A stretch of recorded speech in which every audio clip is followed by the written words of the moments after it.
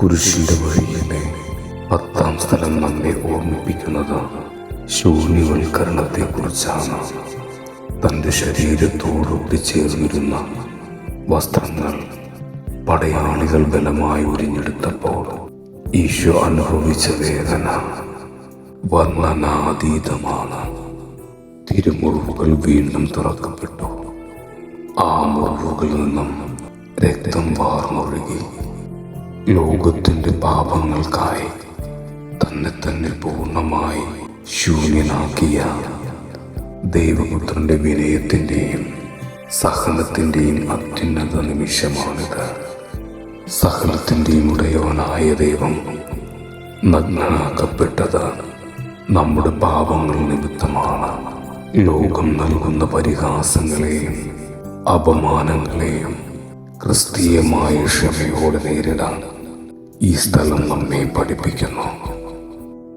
രക്തത്തിൽ ഒട്ടിപ്പിടിച്ചിരുന്ന വസ്ത്രങ്ങൾ ഉരിഞ്ഞെടുക്കപ്പെട്ടപ്പോൾ ഈശോയുടെ ശരീരത്തിലെ തിരുമുറിവുകൾ വീണ്ടും പൊട്ടി രക്തമൊഴുകി. ഇത് നമ്മുടെ ജീവിതത്തിലെ നമ്മൾ മറക്കാൻ ആഗ്രഹിക്കുന്ന പഴയ വേദനകളോ പരാജയങ്ങളോ മറ്റുള്ളവർ കുത്തി നോവിക്കുമ്പോൾ ഈശോയുടെ ഈ സഹനത്തെ ഓർത്തുകൊണ്ട് നമുക്ക് ആശ്വസിക്കാം.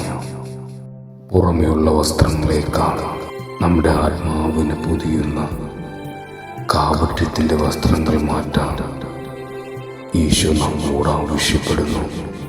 ദൈവത്തിന് മുമ്പിൽ പൂർണ്ണമായ വിനയത്തോടെയും സത്യസന്ധതയോടെ നിൽക്കാൻ കൃപ നൽകണമേ എന്ന് പ്രാർത്ഥിച്ചുകൊണ്ട് 10-ാം സ്ഥലത്തേക്ക് അനുതാപത്തോടെ കടക്കാം.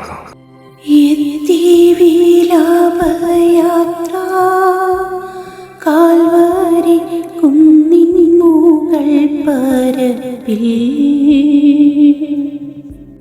നാഥന്റെ വസ്ത്രമെല്ലാം ശത്രുക്കൾ ഒന്നായുരിഞ്ഞു നീക്കി.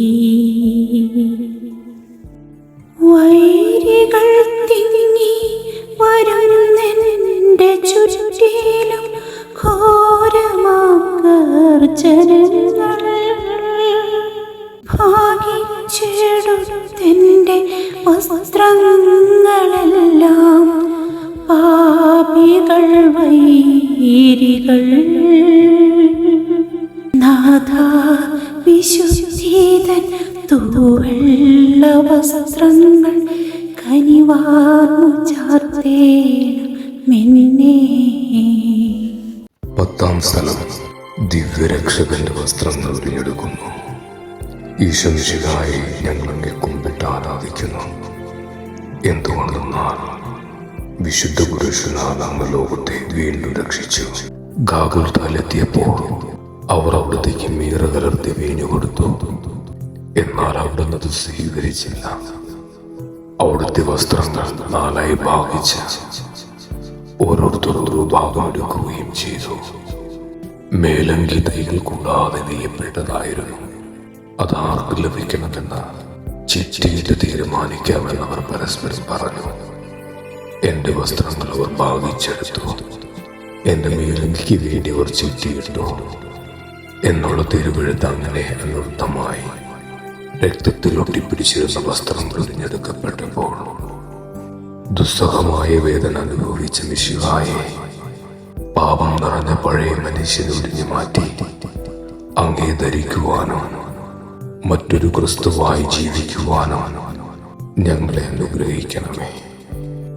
കാരുണ്യവാനായ ഈശോയെ, കാൽവരിയുടെ കുണ്ടൻ മുകളിൽ സകലതും ഉപേക്ഷിച്ചവനായി നഗ്നനാക്കപ്പെട്ടു നിൽക്കുന്ന അങ്ങയെ ഞങ്ങൾ ധ്യാനിക്കുന്നു. അങ്ങയുടെ വസ്ത്രങ്ങൾ പടയാളികൾ ബലമായി ഉരിഞ്ഞെടുത്തപ്പോൾ ചമ്മട്ടിയടിയുടെ ക്ഷതങ്ങളാൽ വിരൂപമാക്കപ്പെട്ട അങ്ങയുടെ തിരുശരീരം ലോകത്തിനു മുമ്പിൽ തുറക്കപ്പെട്ടു. നാണക്കേടിന്റെയും പരിഹാസത്തിന്റെയും ആ നിമിഷങ്ങളിൽ അങ്ങ് കാണിച്ച വിനയത്തെ ഞങ്ങൾ ആരാധിക്കുന്നു. കർത്താവേ, ഞങ്ങളുടെ ജീവിതത്തിൽ ഞങ്ങൾ മുറുകെ പിടിച്ചിരിക്കുന്ന അഹങ്കാരത്തിന്റെയും കാപട്യത്തിന്റെയും വസ്ത്രങ്ങളെ ഉരിഞ്ഞു കളയാൻ ഞങ്ങളെ സഹായിക്കണമേ. മറ്റുള്ളവരുടെ മുൻപിൽ നല്ലവരായി നടിക്കാൻ ഞങ്ങൾ ധരിക്കുന്ന മുഖംമൂടികൾ അങ്ങയുടെ മുൻപിൽ അഴിച്ചു വയ്ക്കുന്നു. ഞങ്ങളുടെ പദവികളോ സമ്പത്തോ കഴിവുകളോ കണ്ട് ഞങ്ങൾ അഹങ്കരിക്കുമ്പോൾ സകലത്തിന്റെയും ഉടയവനായിട്ടും ഒന്നുമില്ലാത്തവനായി നിന്ന അങ്ങയെ ഓർക്കാൻ ഞങ്ങൾക്ക് കൃപ നൽകണമേ. ഞങ്ങളുടെ ജീവിതത്തിലെ മുറിവുകളെ മറ്റുള്ളവർ പരിഹസിക്കുമ്പോഴും ഞങ്ങളുടെ പേരിന് കളങ്കം വരുമ്പോഴും നിശബ്ദരായി അത് സഹിക്കുവാനുള്ള ആന്തരിക ശക്തി ഞങ്ങൾക്ക് നൽകണമേ.